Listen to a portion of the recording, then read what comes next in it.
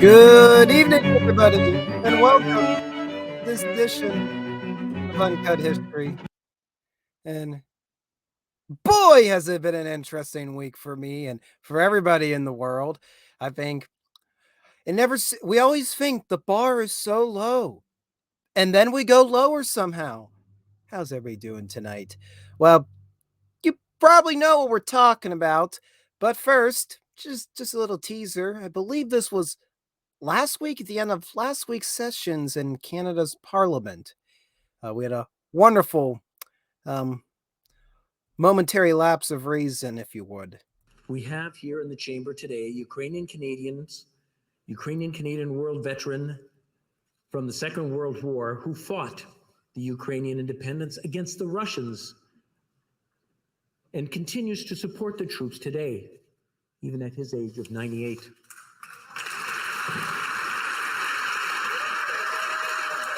Excuse me, Mr. Speaker of House of Commons, you do know who was fighting Russia, who Russia was fighting, right? You do. Zelensky, Trudeau, Yin's, okay, we're just applauding, okay.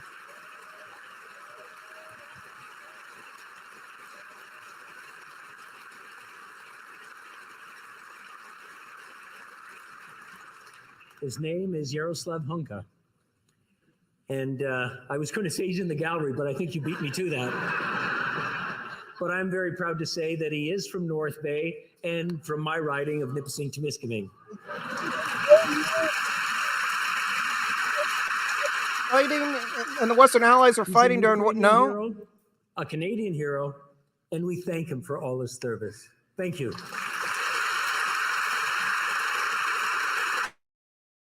So, yeah. That happened.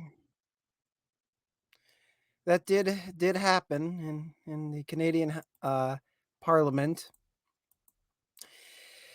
Oh, there's a lot to unpack here, and well, I have a lot on my plate, but boy, if there's something I want to have interest in, I will make the time and go down a rabbit hole, and I am taking all of you with me down the rabbit hole. But first, before we get there, before we get angrified, like Trippy is saying, before we get angrified, let's talk about something kind of unrelated. It's not fully unrelated. Hold on. First, I gotta remove this. All right, so I gotta go to the other window. So before we talk about the story of the 14th Waffen SS Division. Before we do that, let's just go to something, a palate cleanser. Welcome to Historic Fort Ontario. This is a historic site in the state of New York. This website is ran by the Friends of Fort Ontario, who I presume are the volunteer entity that staff this state historic site. And I just kind of stumbled across this. It's quite a fascinating history. I found it because we were talking last week about, I went down a rabbit hole about talking about the War of 1812 on the Great Lakes when I was supposed to be talking about the Battle of Midway. And somehow this tied everything full circle. It's weird. But let's read a little bit about the history of Fort Ontario. Fort Ontario reflects almost 250 years of construction and evolution. The earthworks of the fort date back to 1759, and 5 main buildings were erected from 1842 to 1844. The abrupt cancellation of rehab projects in the 1870s marked an end of major construction, but several additions were made throughout the Second World War. The picture below was done by Post Commander Lieutenant Robert Kilpatrick, actually the one over there, showing the fort as it appeared in 1896. Okay, I just want a little more of a precursor. So I was hoping for more of a briefer. So this was a fort built, I believe, by the British during the French and Indian War, and then would have been later garrisoned by, I believe, American forces or British forces. I'm not certain. They don't go specified. It was part of the Revolution. It's garrisoned by American forces during the War of 1812 for the American Civil War. And then something interesting happened. This French and Indian War fort ended up seeing service in the Second World War because this is the only site in the United States where refugees from the Holocaust, Jewish refugees from the Holocaust, were held. So it has that whole other history to it. So over here, if we go over to the Holocaust tab, the Fort Ontario Emergency Refugee Shelter from August 4th 1944 through February 5th, 1946, Fort Ontario served as the only refugee shelter for victims of the Holocaust in the United States. President Franklin Delano Roosevelt established the shelter as an example for Allied countries to follow and to accept refugees within their own boundaries. It's unique because it's the only time it happened in the U.S. Upon arriving at Fort Ontario after a long sea journey and overnight train ride, refugees encountered a converted army post surrounded by barbed wire fence, reminiscent of concentration camps. Many of them were trying to escape. Curious Oswegoans, this is near Oswego, New York, began interacting with refugees at the fence, and for the first time, the Holocaust and personal stories of survival came face to face with the average American.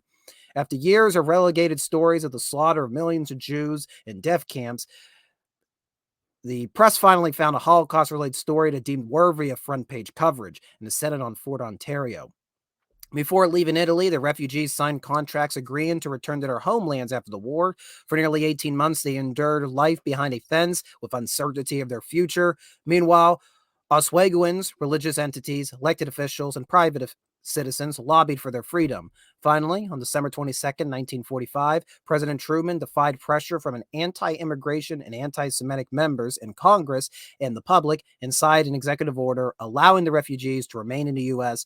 under immigration quotas. Most found sponsors in the U.S. and stayed. About 100 moved to Israel or other countries where they had families or friends.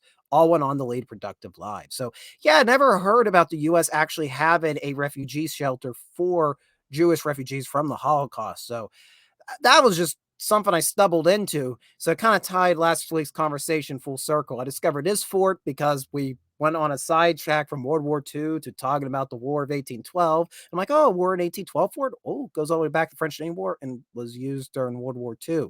Huh. Funny how that works. Now, unfortunately, if you were in the area and looking to visit, sadly, it is seasonal. They will be closing just in a few weeks. So this season ran from May 10th through October 9th, but it seems typically through Memorial Day through Labor Day is when their hours of operation are. This year's operation hours from 10 to 4, Wednesday through Saturday, and 12 to 4 on Sundays. And my cats are getting into a little tussle out there in the hallway. You don't need to worry about that. So just a very cool little historic site. Never knew about before. Little facet of World War II history I never considered before. I'm just going to drop that in the chat for you guys to explore. All right. I know that's not what you wanted to hear me talk about tonight. I know I'm delaying things. All right. Let's get to it. First, I don't want to do that. I really don't want to do that. Where's the... No, there we go. I like that. Or should I do it like this? What do you think? What do you think? I don't think you guys care. Hello, welcome to tonight's stream. So, it has been humongous news lately that the now former Canadian House Speaker invited a World War II veteran into Canadian Parliament as Ukrainian President Zelensky was visiting Canada. And the idea was they were going to pick a Ukrainian who had moved to Canada to show off to Zelensky, saying, hey, look, Canada has harbored Ukrainians from other conflicts in the past, and we are committed for your independence. Well, somebody hasn't opened up the history book, and apparently they just allow anybody to waltz into Parliament. I guess there's just no background checks or anything, which is weird here in the United States. You know, you try to walk to the U.S. Capitol and there's a zillion charges against you. And it turned out that this World War II veteran that the Canadian House Speaker had brought with him had served in the 14th Waffen SS Division, a German unit, and not just a simple German unit. This is an SS unit. The SS were deemed by the Nuremberg trials of 1946 as being guilty of atrocities against humanity. The Nuremberg trials, for record, had declared all SS units guilty of these atrocities. Now, there have been other conferences have gone back and combed through and picked out which divisions were more involved than others. And we're actually going to talk about that before we're done tonight. But yeah, no, this don't look good. So let's read a little bit about this. Speaker of Canada's House of Commons resigned on Tuesday for inviting a man who fought for a Nazi military unit during the Second World War to Parliament to attend a speech by the Ukrainian president. Just after Ukrainian President Zelensky delivered an address in the House of Commons on Friday, Canadian lawmakers gave 98-year-old Yaroslav Hunka a standing ovation when Speaker Anthony Rota drew attention to him. Rota introduced Hunka as a war hero who fought for the 1st Ukrainian Division.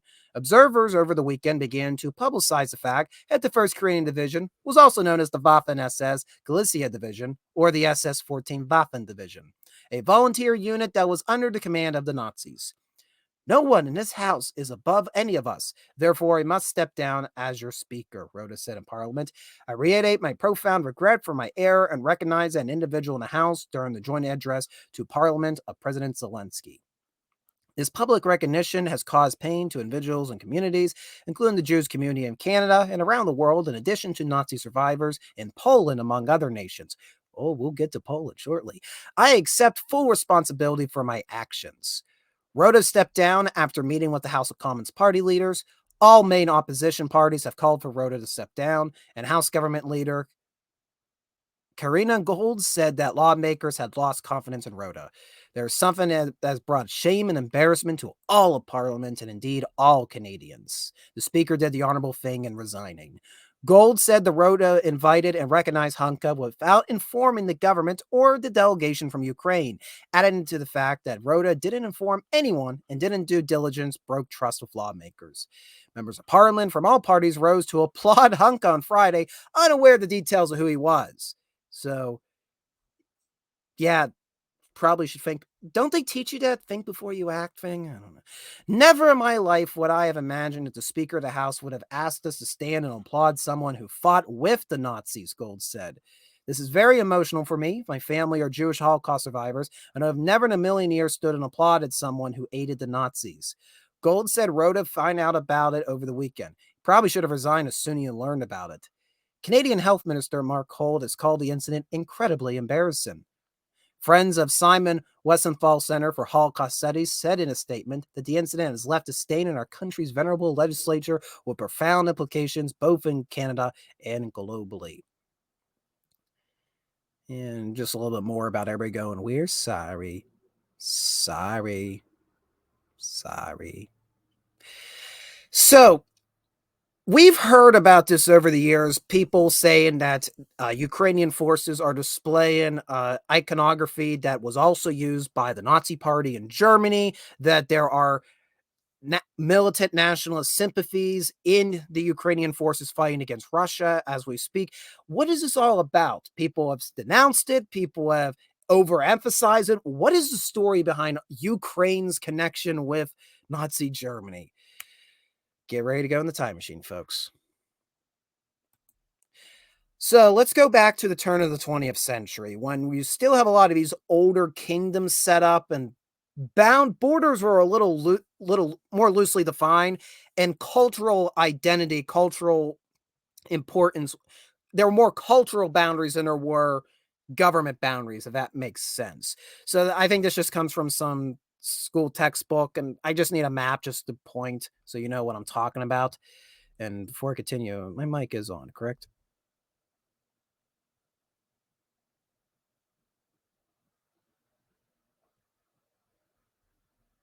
Okay, people are clearly hearing me.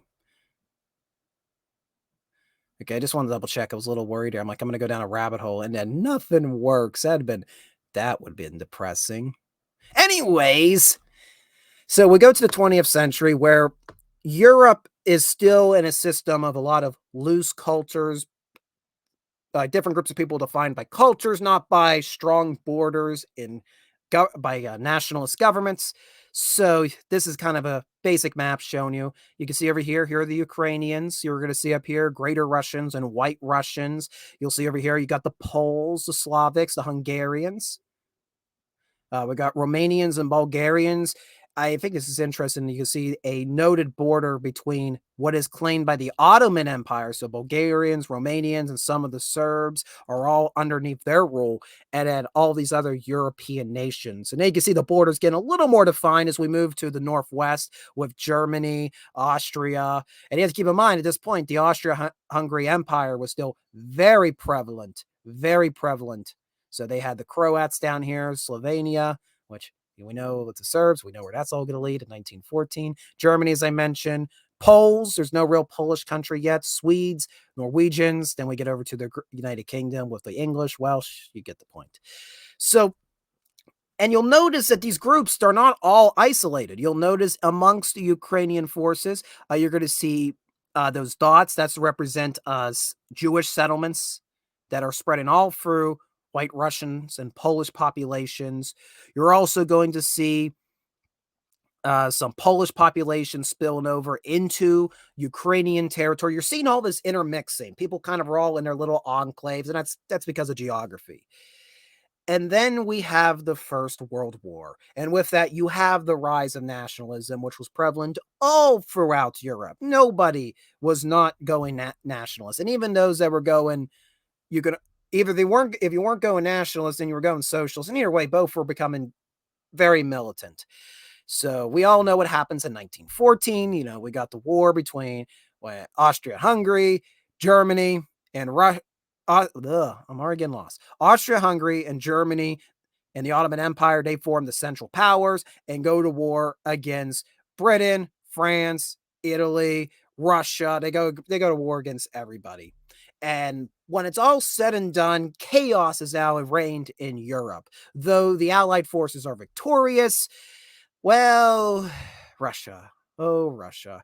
Russia had completely imploded upon itself and had fallen into what we know as the Red October Revolution, and later the rise of the Soviet Union, a socialist nation led by Vladimir Lenin. By the way, Germany assisted in this. They trucked Lenin, they planted him in Russia to cause chaos, to put pressure off their eastern flank. Always important to remember that. So you have over here, Russia has now become a Soviet Union, the first in what they hope is going to be many countries join this union, whether by choice or by force. And when other parts of Russia, like the White Russians, for example, are not wanting to join the Soviet Union, you will have the Russian Civil War. Now, the Russian kingdom, the Russian Empire before the Soviet Union, had also included parts of what we know today as Ukraine, and also claimed parts of Poland. So the Soviet Union starts trucking our way into what we know today as Ukraine and Poland. Now, Ukraine was hoping with the collapse of the Russian Empire that this would be their chance for independence, that they could be their own country. The same goes for Poland, goes for Slovakia, goes for Hungary. All of them are kind of in the same boat. Okay, all these places have collapsed. Maybe we can now have our own little governments now. So there was a nationalist Ukraine, it was the Ukrainian National Republic was formed in protest to the Soviets attempting to set up a Ukrainian Soviet Socialist Republic. This brings the Russian Civil War in the late 19 teens into the land of Ukraine. Land's going to change hands multiple times. Ultimately, the Soviet Union will get possession of Ukraine, driving Ukraine's nationalist forces over into Poland. Poland briefly agrees to support the Ukrainian nationalists, but then reaches a truce with the Soviet Union, and that allows the Soviet Union to completely take over Ukraine. Now, there will be a further conflict. The Soviet Union will then invade Poland. That didn't work out too well for them. Poland would ultimately end up with a very large swath of land, thanks to the 14 points in the Treaty of Versailles that President Wilson and the Allied forces had organized, which upset not just the Soviet Union, upset a lot of Ukrainians as well, because part of what they viewed as their land, culturally was their land, was now behind Polish borders. Same as Russia, the Soviet Union, I should say at this point. They're saying, we want you to be part of the Soviet state. So that's going to kind of set the seams for what happens during the Second World War. So if you're already lost, this is a map that's not in English of boundaries just before the Second World War touches off. The green is showing you the Soviet Union, complete with its complete with its control over Ukraine. In the red, you'll see Poland's pre-World War II borders. In the blue, you're going to see the Axis powers begin to form with Germany and Italy. And then the rest of the red is showing you other allied forces. All right. So we all got the picture that Ukraine got the short end of the stick when it came to, like many countries, and Ukraine was not alone. That should be kept in mind. Ukraine was not alone when Europe was divided up into all these borders after World War I, and it really didn't work out because you ended up with all these cultures who were used to having small little enclaves that were near each other, but they had their own little systems and everything. Very loose borders. Now they're all stuck in each other, and yeah, they don't like having to be under one government. So hypothetically, let's say you have a country, borders have been drawn, and there's three different groups of people. One group has a majority in population, but another group that has a minority in population, well, they're friends with the people that drew the borders and they got the capital. You know what's going to happen here. Fighting's going to break out, both originally in government and then it'll just spill throughout the country. That's kind of what we have here with a lot of these Eastern European countries, particularly Ukraine in our story, because Ukraine has been invaded by the Soviets. And you can argue some of them feel, especially the Ukrainian nationalists, feel betrayed by Poland and other European nations who are like, hey, I thought you were going to come help us out. Oh, sorry. Should also be pointed out, I forgot to mention, during World War I, the final year of World War I, Germany actually formed a defensive pact with nationalist Ukraine. The deal was that if nationalist Ukraine gives foodstuff to the Central Powers, Germany will give them military support to fight off the Red Army. Because of the fighting with the Red Army, Ukrainian nationalists were not able to cultivate the necessary crops to give to Germany. Germany got fed up and basically were planning to just outright invade Ukraine. But, well, we all know what happened. Germany lost the war. They didn't have enough troops to do that. So just something also to keep in mind with early Ukraine-German relations. So here we are at the dawn of the Second World War. Hitler is going to negotiate a pact with Stalin, the Soviet Union. And basically the deal is they're going to both move into Poland, divide it up amongst themselves. And then the Soviet Union promises they are not going to impede Germany's progress. In fact, they'll actually provide goods to Germany. And Germany promises we are not going to take any more of your land. We promise we won't take any of your land. We all know where this is leading, but this was 1939. So Germany invades Poland from the west. The Soviet Union invades Poland from the east, and they're launching an invasion from Western Ukraine. Keep that in mind. They're launching it from Western Ukraine. So that invasion force rolled right through the heart of Ukraine. And well, Ukraine was already a wasteland by the start of the Second World War because of the Soviet Union's basically when the Soviet, how I want to word this, I should word this so easily. The Holodomor, when the Soviet Union went in, they basically made all the farmlands centralized. Basically, told the Ukrainian people, "Give us all of your crops, give it to the people in Moscow, and it'll be distributed equally amongst the people because it's the people's crops." What ended up happening was the farmlands were eviscerated. Many died. Many consider this actually a genocide of the Ukrainian people by the Soviet Union. So keep that in mind. So the Soviet Union rolled through, took Eastern Poland. Nazi Germany rolled through Western Poland, occupying it. And I still can't believe Stalin thought, okay, that's it. Hitler's not going to go back on his word for a few years. We're going to hold his boundary. And then we know in late 1941, Germany goes against this defensive pact with the Soviet Union and invade the rest of Poland and invade into Western Ukraine and start marching into Russia toward Moscow.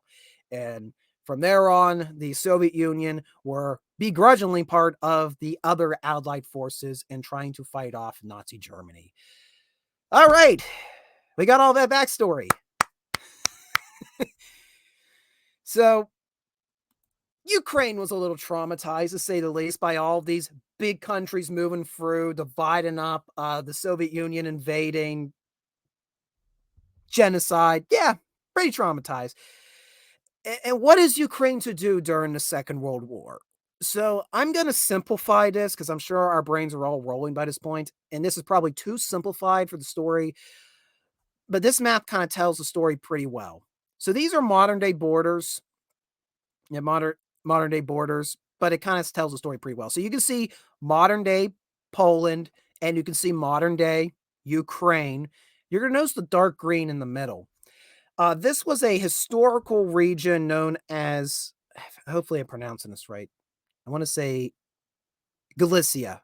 This is a historical region known as Galicia. The dark green is a historical region in Galicia, and it's a mixture. It's considered a historically Ukrainian region, but it also has a Polish population mixed in. Again, this is going back to medieval ages. Borders, governments were operating as kingdoms, not as nationalists, innate national, very nationalist countries. You get my drift.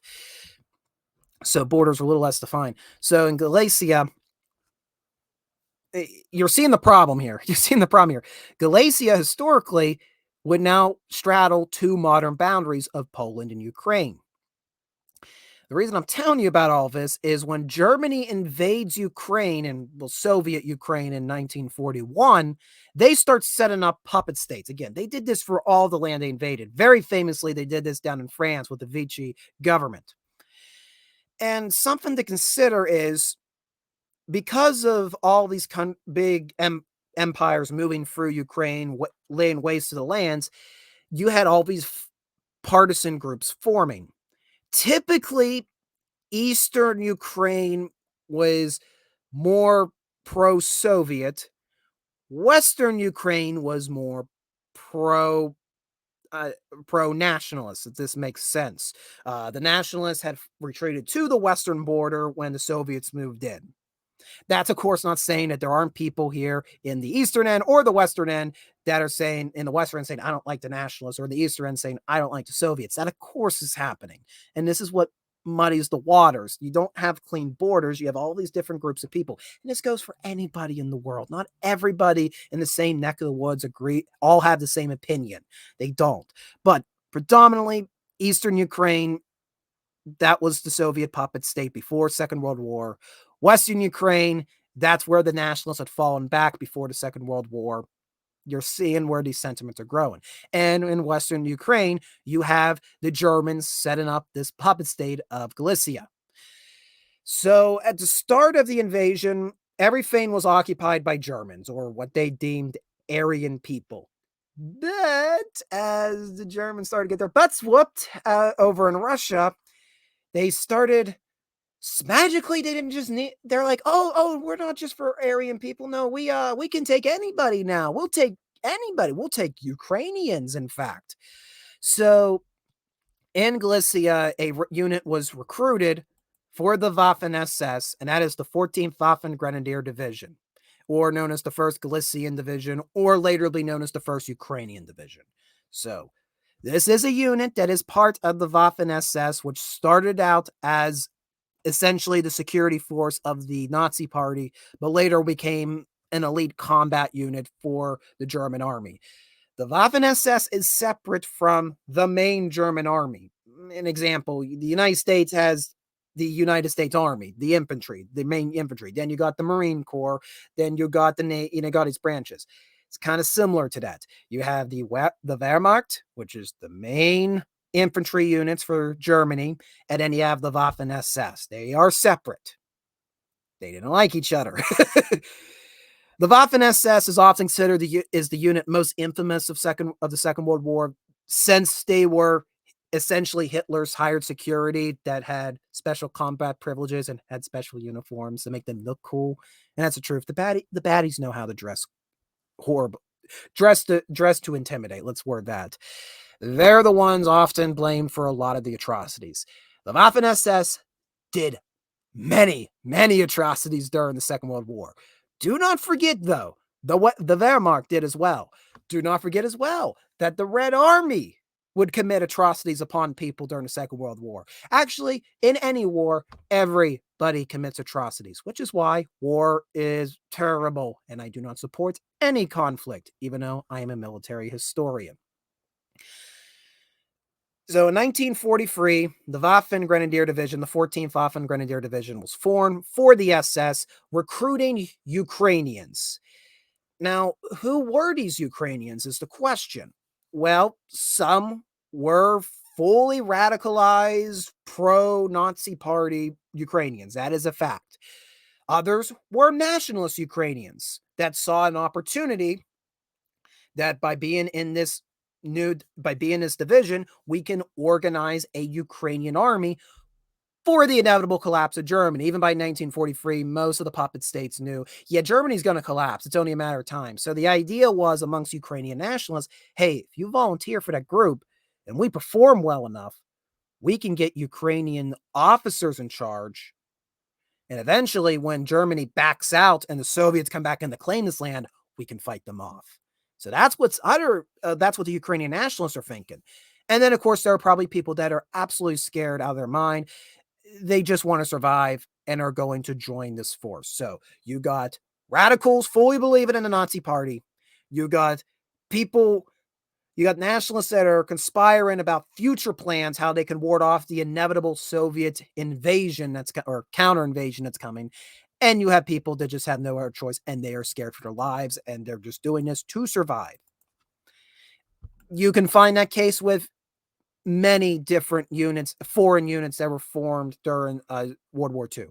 Every soldier's story is different. That being said, let's talk about what the Waffen SS, the 14th Grenadier Division, the Waffen SS did. Am I just having fun saying Waffen? I guess I am. It's fun saying German stuff sometimes.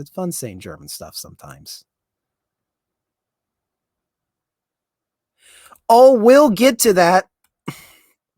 Poland is making some interesting talks, but I don't know. Row, here's the sweet music. Don't let the row know. Yeah. Yeah, it was basically screwed after the war. I mean, it was already, because the problem is Eastern Europe was already very flimsy because as these, feudal systems during the medieval times were collapsing, as kingdoms and empires grew throughout the 17th and 18th centuries, Eastern Europe kind of just kept to its own devices. Like people would go in and invade, and so many people were going in to invade and crossing through that everybody just kind of stuck to their own little enclaves, their cultural enclaves. And it's like, we support the current thing. We support the current thing. I don't blame them. Or you have one of my favorite lines from The Fiddler on the Roof, and of course, in Fiddler on the Roof, the community is a Jewish community, and in the Russian Empire. And the gentleman comes out and he's like, I give my blessing to the Tsar to stay far away from here as possible. That's basically most Eastern European countries. Oh boy, please keep those crazy monarchs away from us. So when the feudal system completely collapses with the implosion of the Russian Empire, and you have the First World War, and you have all these big first world nations that will have these very rigid borders. Rigid borders are a thing that come out of the First World War. And they're like, let's just draw a bunch of pretty shapes over Eastern Europe. Yeah, that should tame everybody. And well, it just made matters worse. Kind of similar to what the Europeans did to the Middle East when they went in and conquered everything. And we have all these mixtures of cultures that don't go in log of each other and have a very fine line. Let's just draw these borders. It'll be fine.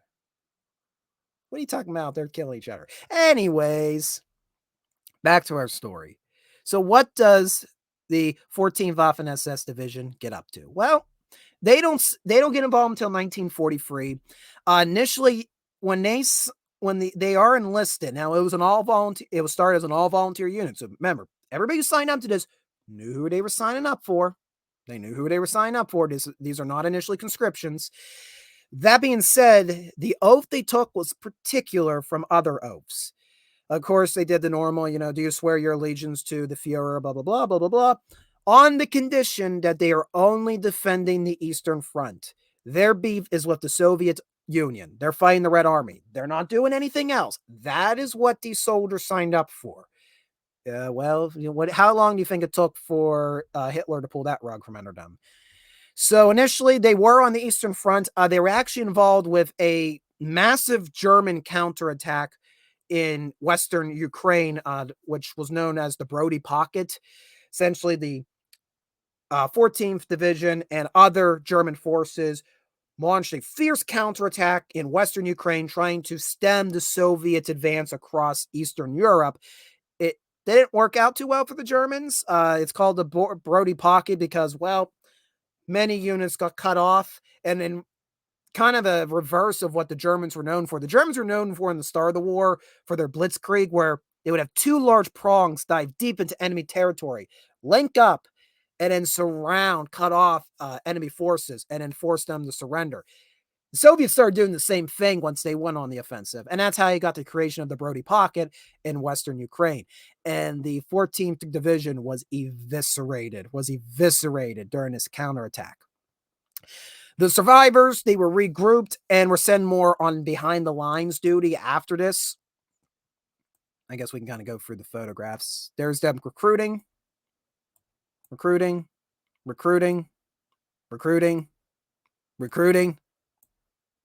Well, that's them taking the oath I just talked about.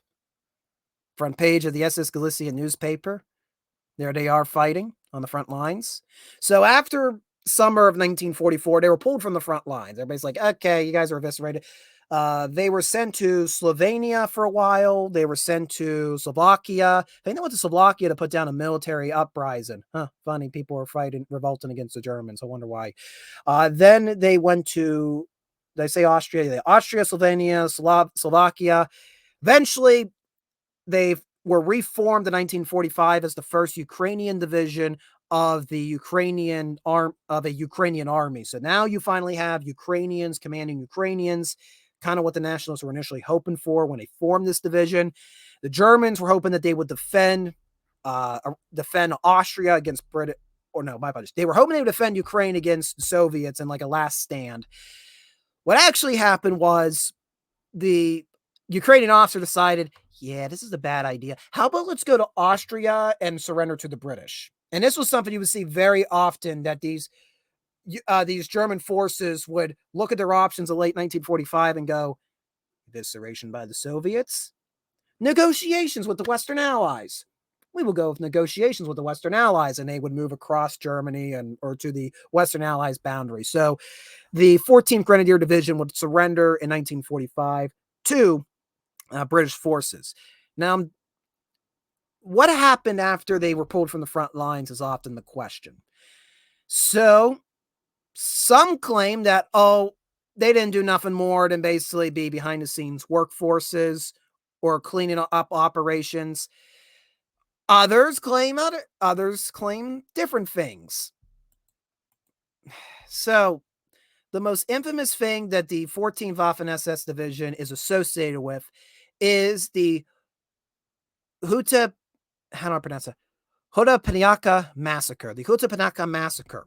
Huta Penaka was a village of Polish people, I think in very eastern Poland, but not far across the border from Ukraine. Actually, I think it might be in Ukraine today. It's in that point where the Ukrainians and the Poles mix from pre-war borders. What ended up happening was the village was entirely razed. SS divisions moved in, German police moved in, and there you can actually see where it is on the map there. It's kind of right around here. German forces moved in, 800 people were killed. The town was leveled. There's nothing there today. There's just a memorial. And this is common as the Germans were pulling out throughout 1944 and 45.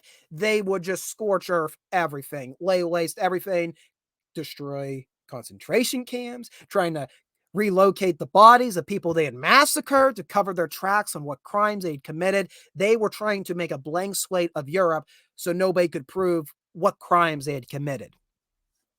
So that's kind of what happened here with this Polish village. This is where the controversy erupts. Many of those that witnessed the massacre or survived or escaped claimed that the units involved was the 14th Grenadier Division, that it was Ukrainian nationalists in the SS that committed this crime. People have gone on since to say, no, they don't know. We don't know for certain who the divisions were. They've said the 14th Division was in the area and actually had defeated partisan forces, had cleared out the village 3 days before the massacre, but they had moved on, and other SS units came in and committed the atrocities. That the 14th Division, because of the oath they had sworn, put them in, kind of made it hard for if the Germans were following the oath that they had taken, that they were trying to be stingy on how they use them. It's like, fine, you only want to fight Soviets. Okay, you can go fight these partisan forces and then move on. You won't commit atrocities. Okay, so that's the story. So we got two stories about this massacre. There are the survivors that claim that the 14th Division were the perpetrators of the massacre. We have the Ukrainian forces that are claiming, and not just Ukrainians, there are other Polish people that claim, no, it was the Ukrainian division came in, defeated the partisans, then moved on, and then an SS police force came in the next day and mowed everybody down. That's the claim. Welcome to the fog of war, folks.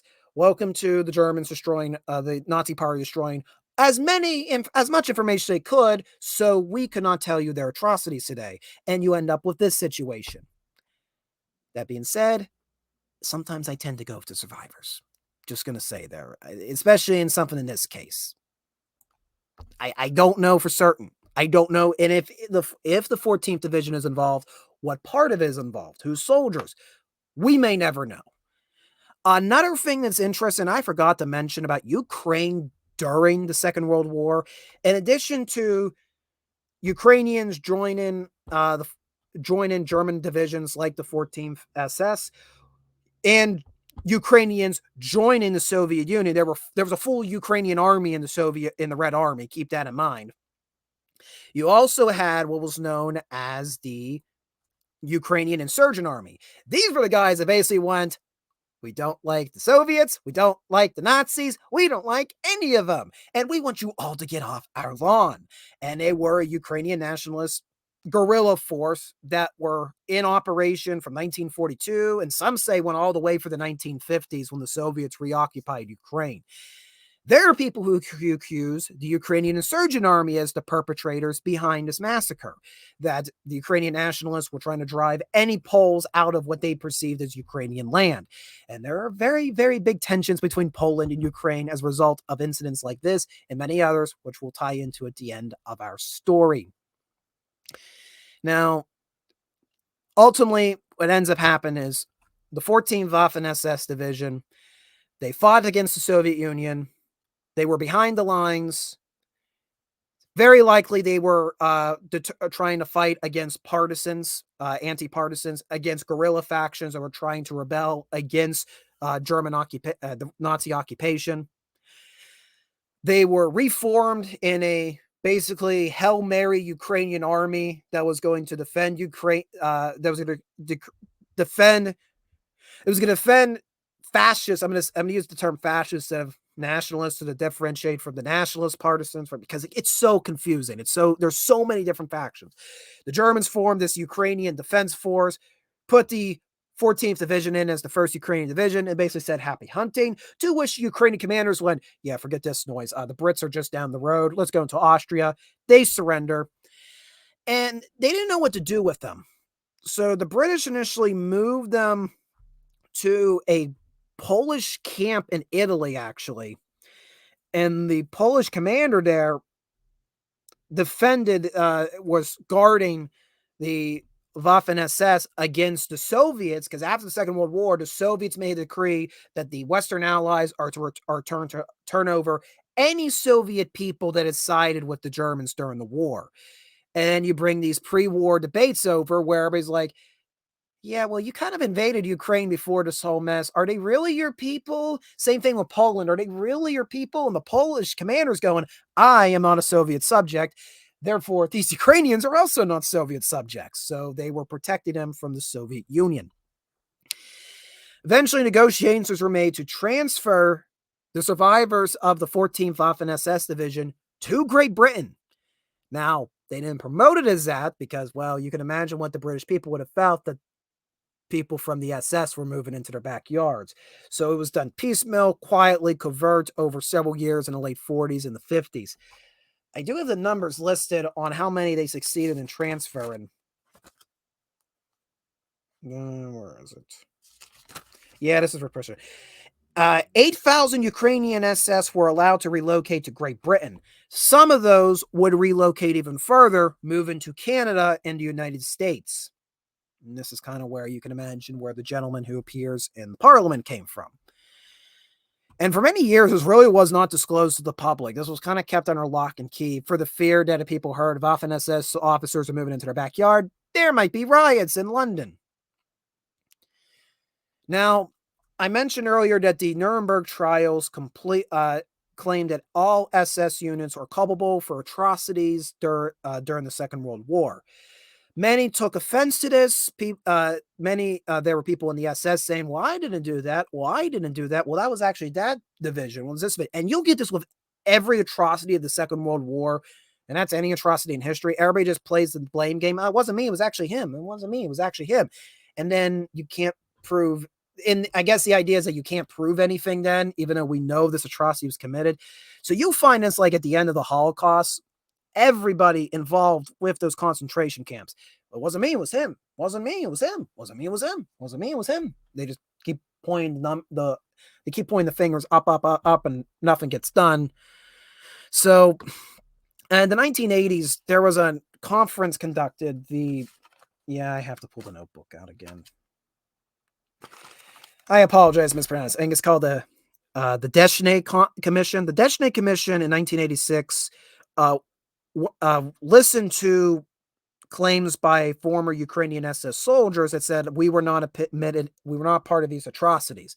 I think there was like several hundred that they listened to, and they ultimately decided, the commission decided, that the accusations of war crimes on certain Ukrainian SS officials are greatly exaggerated. So you got two commissions now. You got the Nuremberg trials in 1946, and you got the Deschnay Commission in 1986 saying two very different things. Just like how we talked about that massacre earlier, where you have people in Poland, it's the Polish survivors that say one thing. You have other people from Poland that say another thing. You got Ukrainians saying one thing. It's a mess. It's a mess.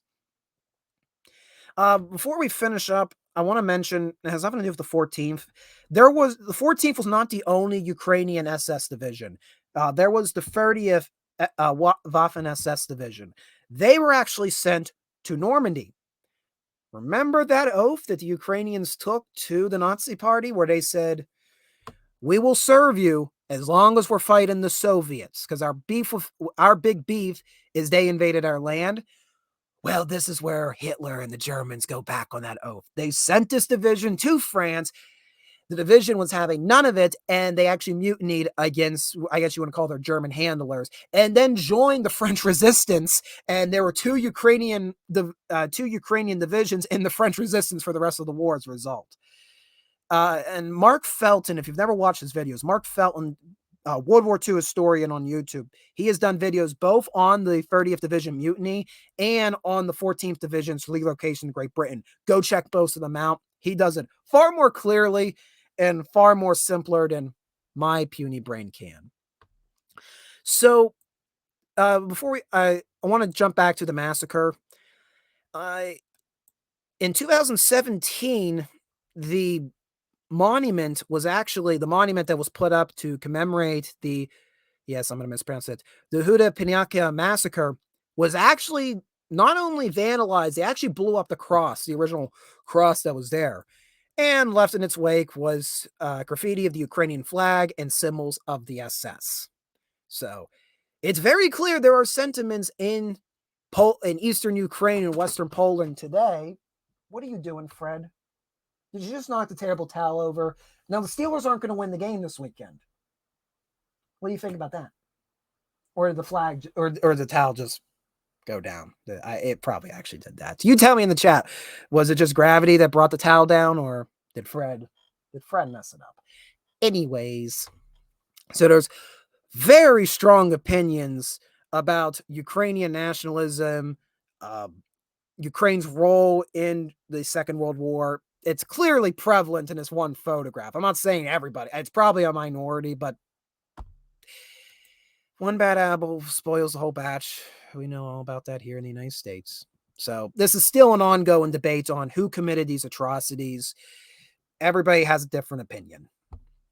In any case, tying it all back together, remember how I mentioned some of the Ukrainian SS soldiers ended up moving to Canada and the United States? Oh boy. This article from the National Post talks all about that. So here's an image of Ukrainians dressed in SS Galicia Division uniforms marching past graves for burials. If Canada was ever going to embarrass itself by having its parliamentaries applaud the enthusiastic veteran of a Nazi combat unit, it's also almost inevitable that the unit would be in the Waffen SS Galicia Division. I want to say Waffle, but it's supposed to be Waffen. Long before Galicia Division veteran Yaroslav Hunka ever scored an invite to Parliament Hill, Canada spent decades overlooking and even providing official cover for an organization that would later claim to be full of Ukrainian freedom fighters, but was founded by Nazis, served under Nazi command, and fought exclusively to serve Nazi aims. There are monuments to the unit at cemeteries in both Alberta and Oakville, Ontario, both of which avoid any mention of its SS origins, instead referring to it as the 1st Ukrainian Division of the Ukrainian National Army. When this was pointed out by the Russian foreign minister in 2018, documents later obtained by Post Media would show that Global Affairs Canada rushed to have the claim labeled as misinformation. The Ministry of Foreign Affairs at the time, Chrystia Freeland, has also played the disinformation card whenever Russia has pointed out that her own family tree contains a Ukrainian collaborator. Officially known as the 14th... Yep, we already know about them. Yep, we know. There was also a French SS unit. There was a Norwegian unit. There was a Dutch unit. And they even made a unit out of Brits and American prisoners of war. That is also true, folks. And in 1943, the Nazi occupiers of what is that? Okay, they're telling the history of what I just said. So essentially, the gist of the ironies I'm staring at, there are monuments in Ontario and in the United States relating to this division. Now, to mention, these, as far as I'm aware, these are all cemetery monuments. And I do have a gray zone when it does come to cemetery monuments. That's just one hill I will talk. That's just one thing I have. If it isn't a vulgar monument and is just a simple thing to say these people existed, this is what they did, let them rest here and let's learn from their mistakes. I'm kind of okay with that. That's just me personally.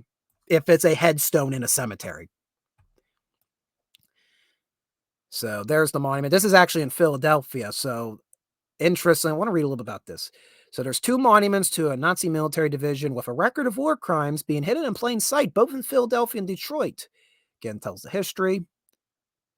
Marches and monuments honoring SS, Galicia, and other nations, including Canada, have been condemned by Jewish organizations and the governments of Ukraine, Germany, and Israel.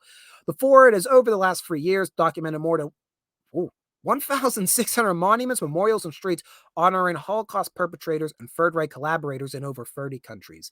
That includes 42 and 16 U.S. states. One of the newly discovered monuments sits in a Catholic cemetery outside Philadelphia. I don't like how that's newly discovered.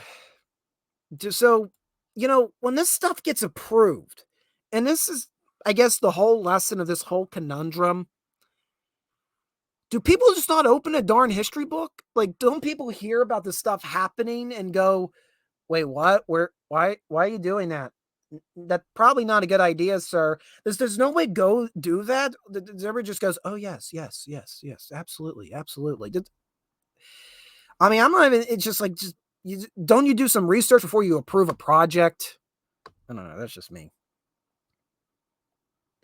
And there's the monument in Michigan, in Warren, Michigan. Monument to Ukrainian American veterans, dedicated to Ukrainian American veterans, Catholic War veterans, veterans of the 1st Division. Ukraine. Yeah, it does say, I was about to say, well, it seems more like a general monument. It says right there, veterans of the 1st Division of the Ukrainian National Army.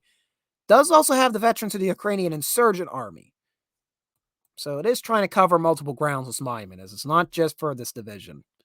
So, yeah, it's just something interesting I found, that there's these monuments in North America because these former soldiers, some of them, after they moved to Britain, they continued moving over to North America.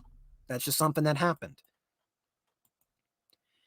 But Canadian House speakers resigned over this. And what is the lesson from all this? What is the lesson from all of this mess? do some research. Just do some simple research before you go through with something, especially if nobody else knows about it. I guess it's my thing. Like, this spent, and I will be fair, I spent all day doing this research, and this is not foolproof. I am not a in-depth World War II historian. My fields are the French and Indian War and the American Civil War. I will always say that. But I grabbed articles. The one I was using, do I have it open? Darn, I don't have it open. Hold on, I gotta go get it open. I downloaded oh, poop. Put that thing where it came from. Oh, so help me. Put that back where it came from. Oh, so help me. Put that back where it came from. Oh, so help me. Okay, this is the one the articles I used. This comes from I have to go back. This comes from the Kiev Monla Humanitarians Journal, Ukrainian Galicia Division from Familiar to Unexplored Avenues. This is a very tame account that basically it basically goes for every accusation made against the division and gives you different, I guess you want to say different thought processes, rather than be good thought process or bad thought processes. It gives you the various thought processes behind these actions. So this is what I was primarily using for my research. I wish I can share it. I don't think it's possible due to this. I'm accessing this from my college library, so I think the link is probably locked to only college students. So yeah, it talks about different theories, why Ukrainians enlisted with knowingly enlisted with Nazi forces, why they did that. History is not black and white, folks. It is many, many different shades of gray. And as you saw when I was talking about the mess Ukraine is, and the mess that Poland became, the mess that most of Eastern European became, because people arbitrarily draw these boundaries up and just think everything's gonna be sunshine and rainbows, and they don't think about the nuances of what's going on within these countries. That's just bad art. That's just bad art. We don't talk about that. Hey, we're 2-1. Shh.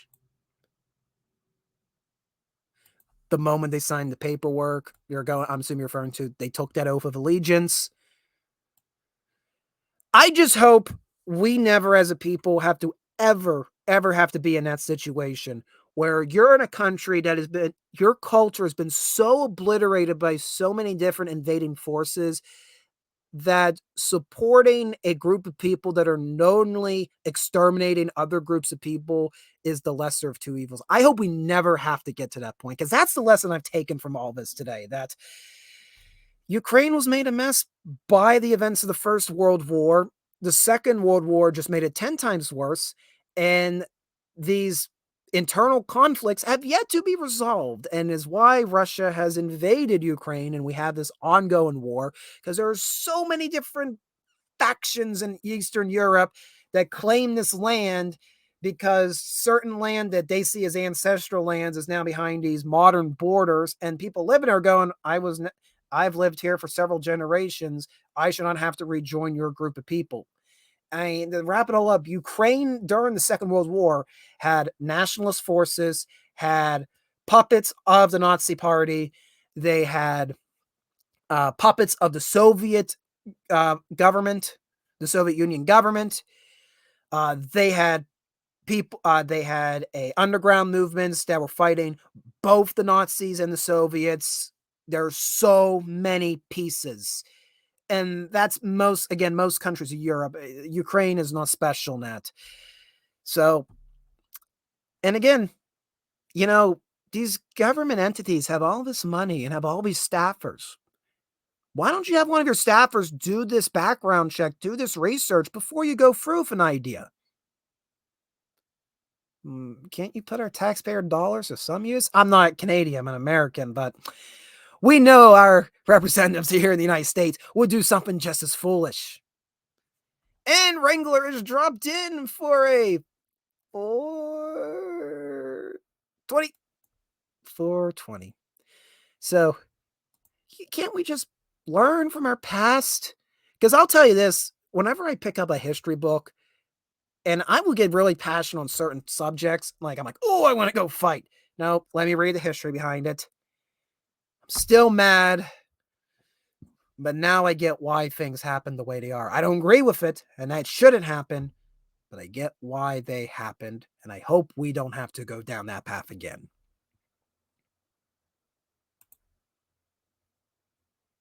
Oh yeah, I've been talking about it. Yeah, the culture war. I'm at the point now where everybody keeps denying. Like, no, the culture war is a full-on. Something's causing the screen to move. The culture war is a full-on war at this rate. You can analyze it as such. I wouldn't mind one day to start breaking down doing documentaries. Although Nerd War's been doing a pretty good job at that.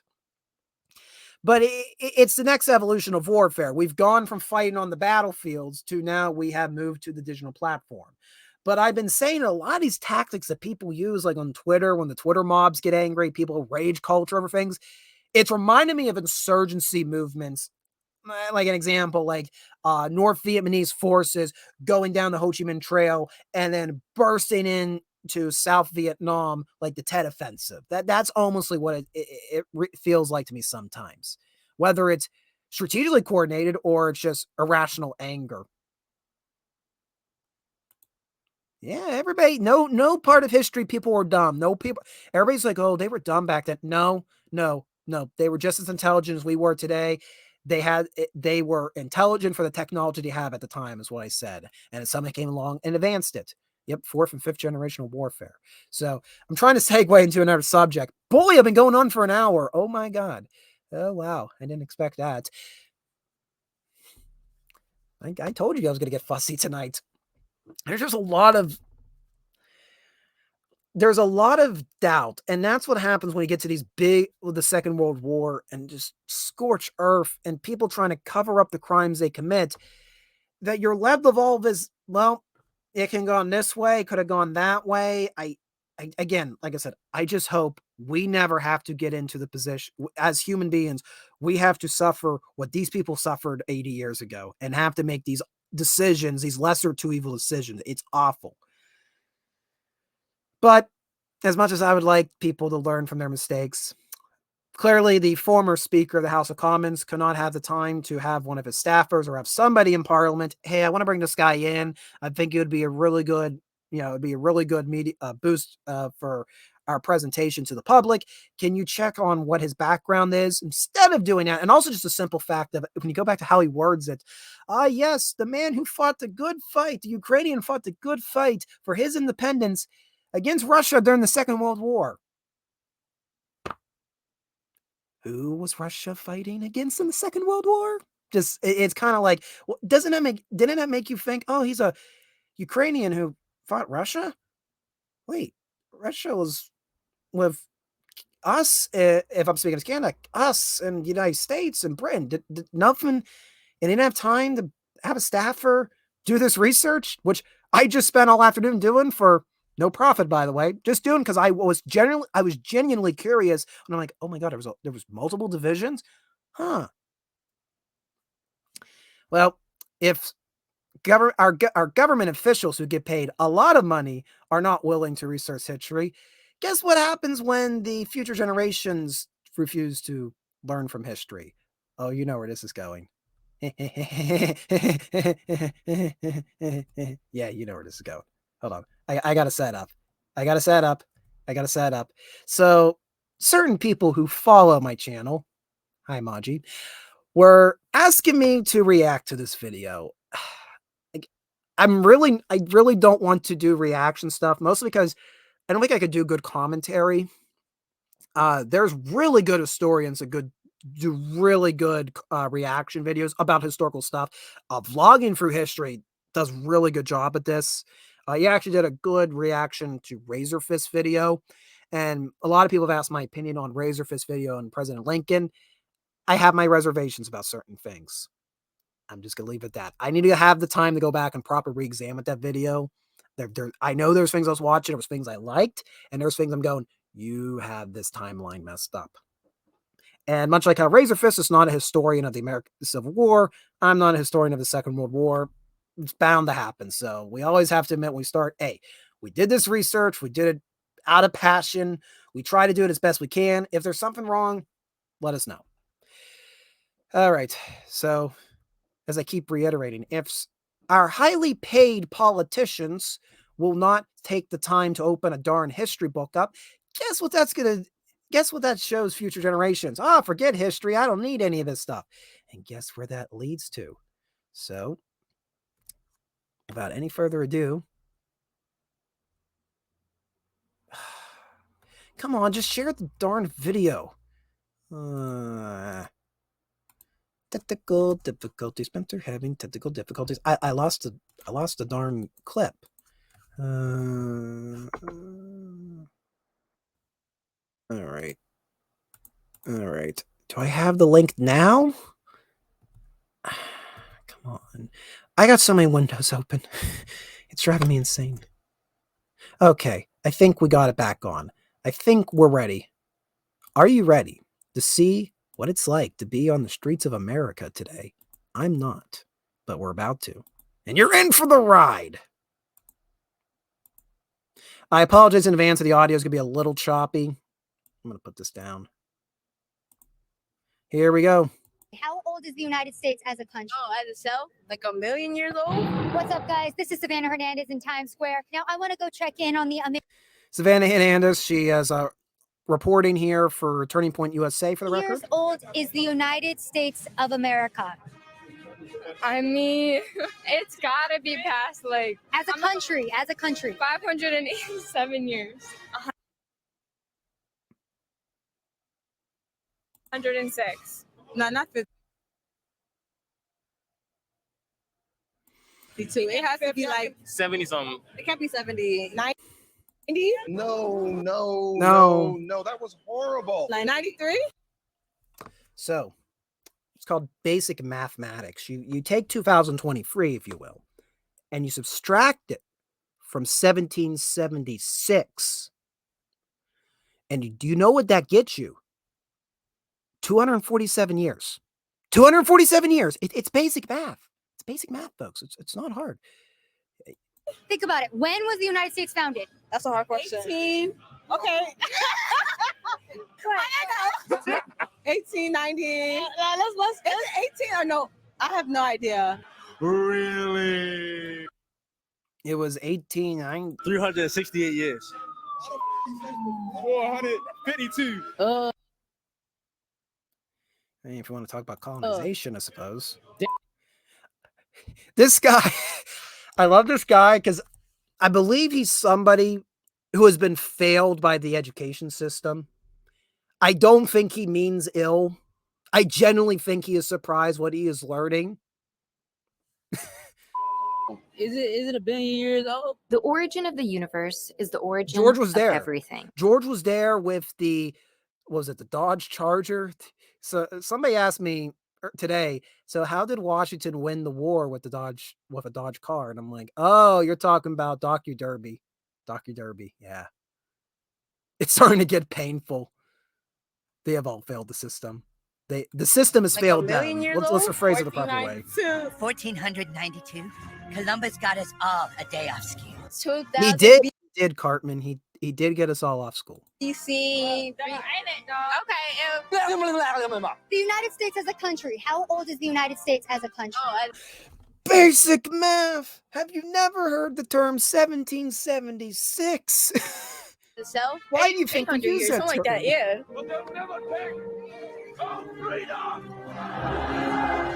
What year were we founded in? What is she wearing? It's like a graduation robe. What? She's graduating? I don't know, like 500 years or somewhere. What is with the 500? So what year were we founded? 1776. I say like probably 227 years old. You've been the closest today. Yeah, we're a little bit under. You got the he did say 1776. I got to double check, right? 227. I will take that. I mean, I say like probably two. Closest today. Yeah, we're a little bit under 250. What year were we founded in? 1927. No. yes, 1927. What the hell happened in 1927? Like 15, 12. What did the 1512. Declaration of Hernan Cortez, he founded the United States. Independence do? Save slaves from being enslaved. No. They got us away from the I love this, how he says this. His bros step in to try to save him. He's like, no, that's absolutely not it. Let's see if they can recover. UK. They got us from England, right? Oh yeah, that's when we got independence from England. I'm just stuck on Juneteenth right now. Okay. I'm just stuck with Juneteenth. Oh. At least the guy knew why the country was created. We got to give him that. We got to give him that because after asking what year the country was created, then you have to ask, so who did we break away from? That's a whole other ball game. That's a whole other ball game. What did the Declaration of Independence do? Declare us independence. Yeah, an independent or free will country. Of who? Oh, wait, no. It was for the slaves, right? The colonies, right? Get the British flag out. We broke away from this country right here. Look at that lovely king's colors right there. British Empire. Reportedly, this is the flag that flew over Fort Frederick during the French-Indian War. There is dispute on that. It's a pretty cool flag. I haven't had on display lately because a certain somebody, where he is, Fred, has been tearing it down every day I come home. So, yeah, it can't be up.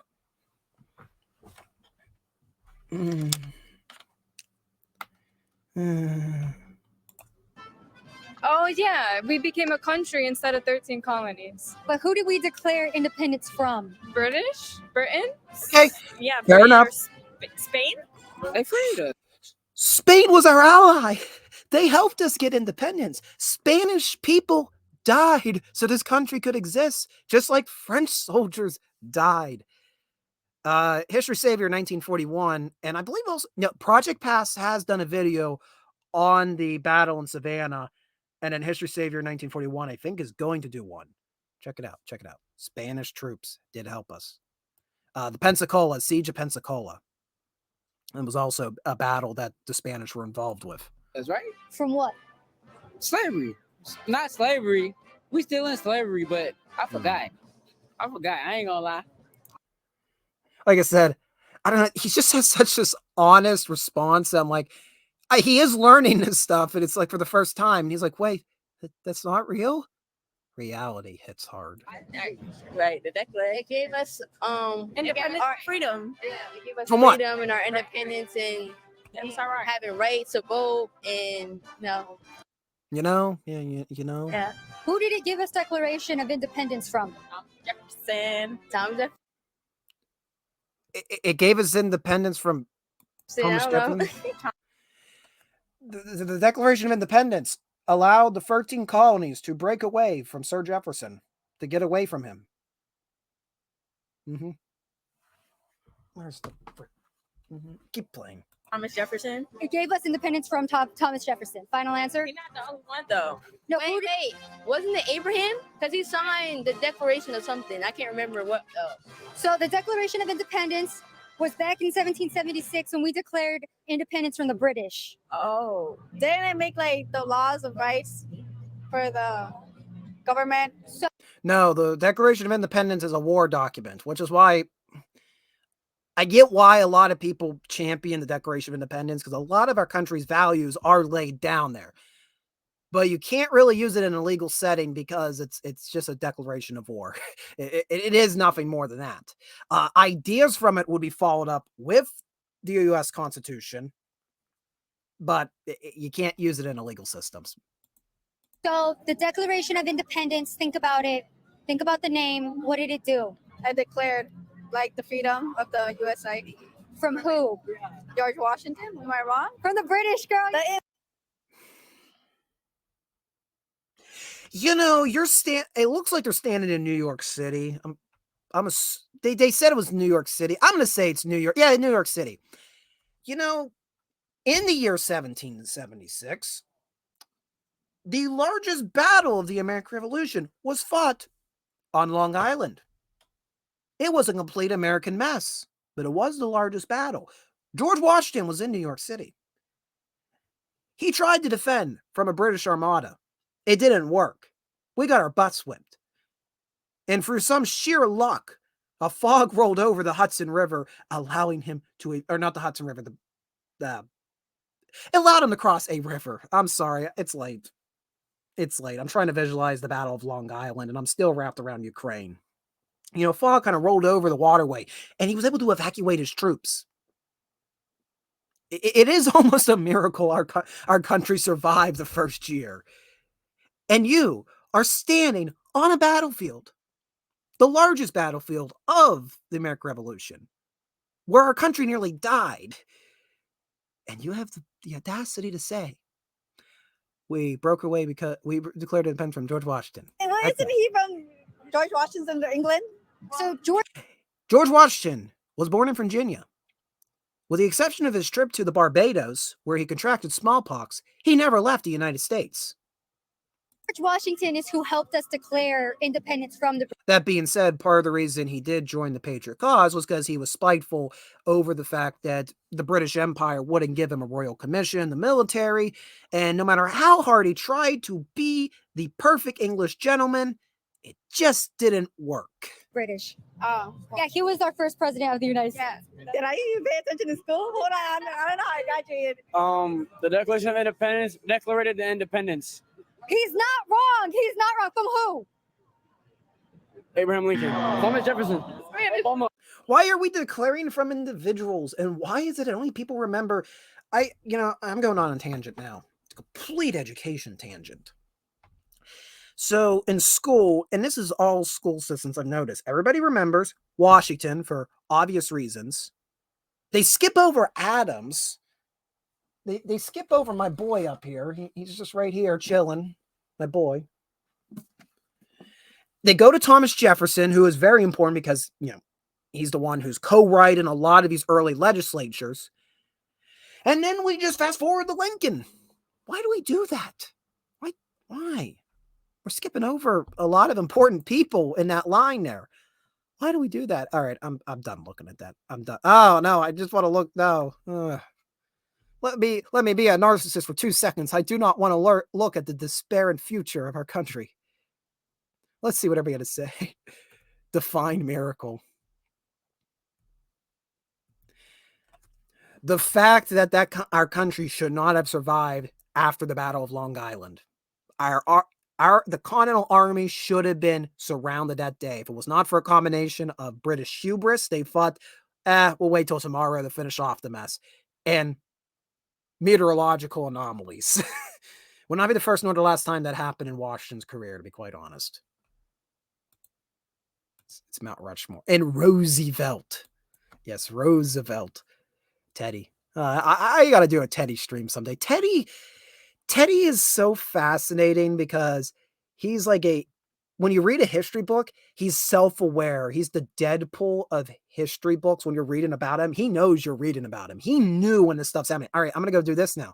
I want to go do that now. I'm going to go be a Medal of Honor winner now. Now I'm going to go do this. I'm going to do that because I want to do every single thing that an American can do at this time period so I could be in the history books.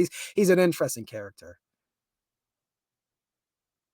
Oh no, there's nothing in this generation to justify this country's existence. Gosh, I don't want to agree with you. I don't want to agree with you. Teddy did get bored, and he did sadly lose. He lost his mother and his first wife on the same day. That was bad. I'm going to read for the comments. They did. Netherlands never formally endorsed the United States, but they recognized neutrality and allowed our ships to have lay berth at a lot of their ports. That's where you get that flag behind me from, the Serapis flag. When John Paul Jones brought the captured Serapis into port, didn't have an American flag. If it was any other country, you would have been arrested as for piracy on the spot. But the Dutch they're like, call up Frank. Well, I didn't call him up. Hey, Franklin, can you draw us a flag? Okay, that works. Yeah, American flag. Yeah, that's legal. Yeah, Dutch did definitely help our country out. We are on Rumble. We are on Rumble. You know, before I tune out tonight, I'm going to go over and check the Rumble stream. So I can't read what's on the Rumble stream if you guys do post something excessive there. But I will check over on the stream. And we are going to quiet down here. I know I'm going way over budget, over schedule. I'm cutting into, I want to watch the Pritchard Hub. I was going to show about the Pritchard Hub tonight too. I was just going to be a perfect, just supposed to be a perfect hour-long stream. We're going to talk about the plight of Ukraine between the world wars and why the 14th Waffen SS Division. I just want to talk about that. Is that so wrong? Oh, hey, pulling the strings. We do know, but they were spirited away by the U.S. government, so they never seen trial, which pissed off the Russians. Pulling the strings again. We do know. Pulling the strings. Soviet Union tried to make the Ukrainian the model society. It was only Chernobyl that messed it for everyone, which might suggest sabotage by the United States. And in Frequency Studio, hello, pull the strings. And also, this is rough. All right, so we actually had a little bit of a group over there. Very cool, very cool. All right, so I'm going to calm down as best as I can. Let's just roll over and, hey, let's segue into some shilling for some culture, because very clearly our culture is a very sick entity right now, and we need some fresh stories to revitalize it and save my sanity for the rest of the night. But first, I want to shout out something very quickly. So very likely the United States government is going to go into another shutdown here, which will mean for me, it's kind of a bummer because I can't go to a lot of the national park sites. The national park sites, they're weird when the shutdowns occur. They're technically open because it's the public's, that's our taxpayers' property, but all their systems are shut down. I didn't know this, but apparently not only I know they send the employees home. They don't allow national park volunteers to come out, which is weird to me because I'm like, if you're volunteering your time, then there should be no restrictions. I'm sure it's legality stuff that if something goes wrong while the paid staff aren't there, it's on their heads. So it's likely going to go into a shutdown, which means if you were planning to go to a national park, probably going to have some of your plans interrupted. And if you're going to Gettysburg, the battlefield will technically be open during a shutdown, but I don't know if they're going to shut any of the roads down. I don't know what that leads to. So if you had plans to go to Gettysburg and you have nothing to do, well, there are many stuff to do in Gettysburg, including the World War II American experience. Gosh darn, is this one of the best museums to go to? Just opened up a couple years ago. It's one of the largest private collections of World War II motive power in the United States. They got 2 Sherman tanks. They got scores of Jeeps. They got this wonderful truck that was used to pull a howitzer. And they even have, I think it's like the only surviving like mobile workshop. And it was this giant truck with the back being able to pull out into a full like tool shop. It's the only one I think that survived, and they found it like in the Belgian National Guard Armory of all places. They got a lot of cool stuff here. When we were there, and when we went, they didn't allow photography inside, which I completely understand. You want to entice people to go see the museum. But we got to go there this past April. They had literally just pulled out this Jeep for a chaplain that morning. They're like, oh yeah, we just put that there today. So the museum is evolving by the day. It's about 2 miles to the northwest of town. Let's take a look at their hours very quickly. Well, first, actually, let's take a look at this. Yeah, look at them. There's the purpose shop. Oh my God, look at this thing. Look at this thing. It's beautiful. It's beautiful. I've never seen anything more beautiful in my life. This is also pretty cool. This is a Follow Me Jeep. These would have operated on airfields. So it's checkered so everybody can see where it is. All this stuff is so cool. So cool. And a lot of it operates in select events throughout the year. They'll take it because it's in a farm field, this museum.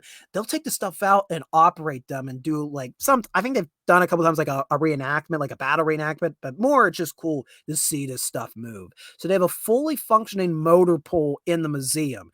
And as they acquire more pieces, I expect that they're going to restore more to operating condition. And they also got a ton of artifacts on display as well. They actually have a lot of stuff relating to General Ridgway. This is his personal footlocker. They have a lot of stuff relating to General Ridgway. So this is a wonderful museum to go see if you're in the Gettysburg area. And Gettysburg has a lot of strong ties to the Second World War. Most notably, Gettysburg eventually became the home of Dwight D. Eisenhower. Where are your hours at? I need your hours. Where are your hours? There we are. Summer hours, April through December, Monday, Thursday, Friday, and Saturday, 10 through 5 and 12 through 4 is Sunday. So if you're going to go to Gettysburg and the government shutdown does end up happening and some of your plans have been altered, go to the World War II American experience. And then I'm going to shield Masks of Steel by Tyrus McHale on Royal Road. The war of burning steel is over, marking the end of the bloodiest war in Bestia Sapiens history. After tens of millions of dead, dozens of empires falling, and a handful rising, an apparent peace is won by a weary, battered world.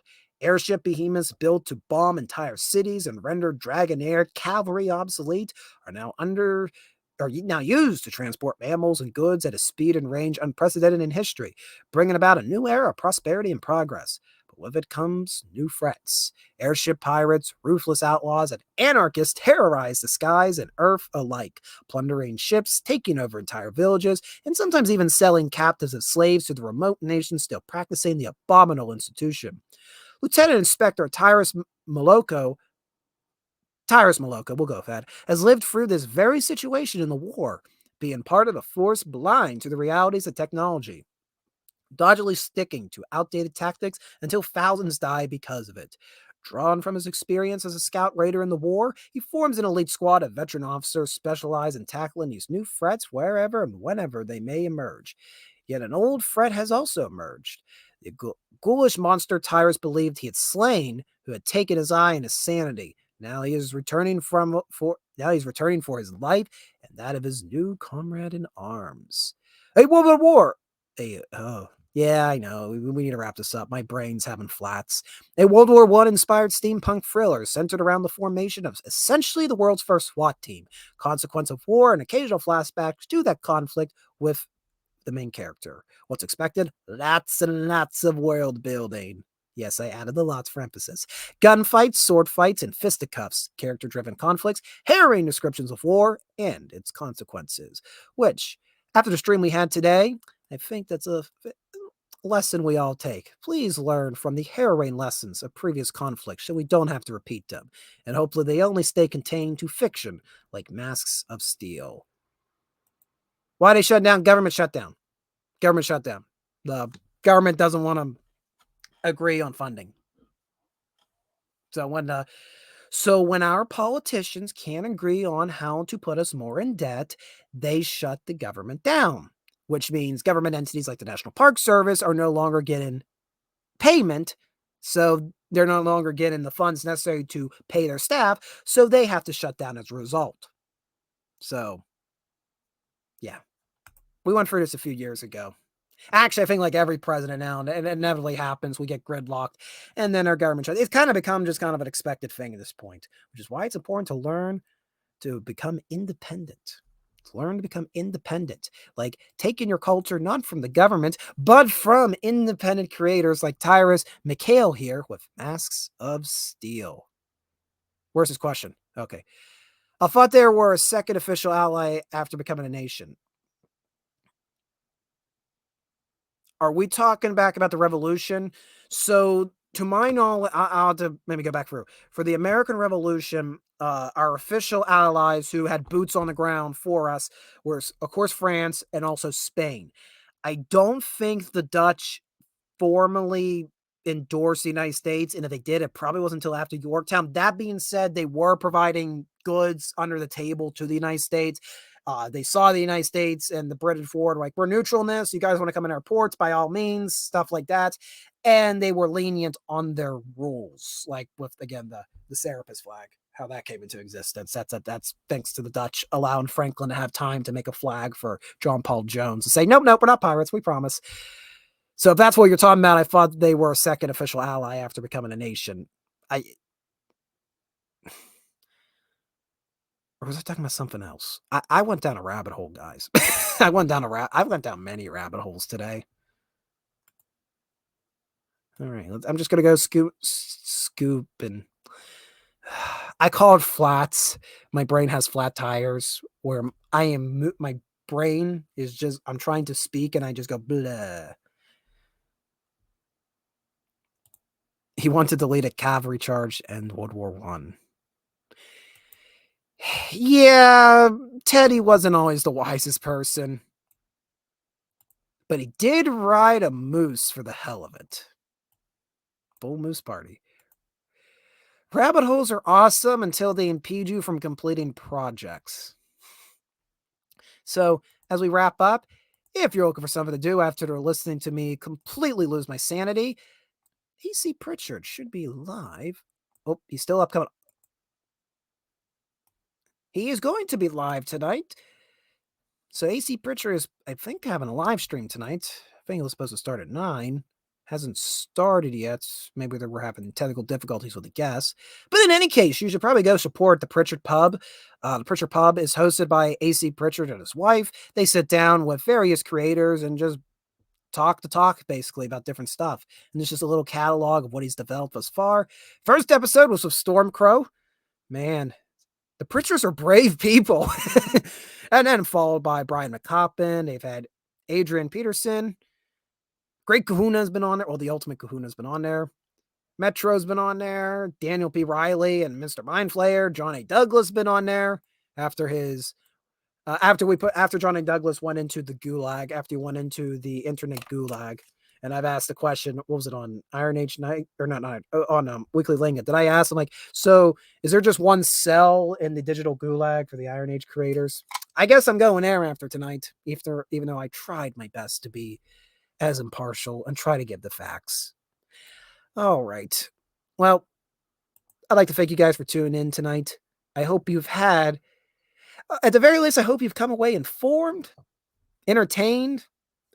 Watching me suffer entertained you, apparently. And please stay informed. There's many ways to be informed in this day and age. The internet is a curse, but it can be a blessing to keep you very informed. I was able to do some research and get some cursory knowledge on the 14th Waffen SS Division. You can do something very similar. If something seems not right, seems out of place, do a background check. Do your research to confirm that. Usually if your gut's saying something's wrong, do your background research. And hey, if you're looking for some more historical information, not necessarily World War II related, you can head over to my channel, Read Up Productions, where we live, explore, and preserve history one step at a time. Videos have been kind of on the back burner for the time being as I go through college at the moment. So sadly, no new video this weekend, but hopefully I'll have one up shortly. Next week's live stream, I don't know when it's going to be. I was supposed to get my car fixed on this week. There were personal things came up on the mechanical end. I could not get my car fixed this week. They're going to get me in as soon as possible next week. And I think the kind of, some of you guys asked, I guess I'm going to do a car stream. Apparently I'm streaming from the car. So whenever I get the car fixed, I'll probably just go live impromptu for an impromptu uncut history. We'll just talk about the future of the channel from there. But I need to get going. You guys need to get going because there's a lot of stuff to learn about, a lot of stuff to read. And so if you haven't done so already, be sure to subscribe to Read Up Productions here on YouTube or subscribe on Rumble because we are also on Rumble. Hey, thank you for tuning in, folks. We'll see you in the next installment of Uncut History.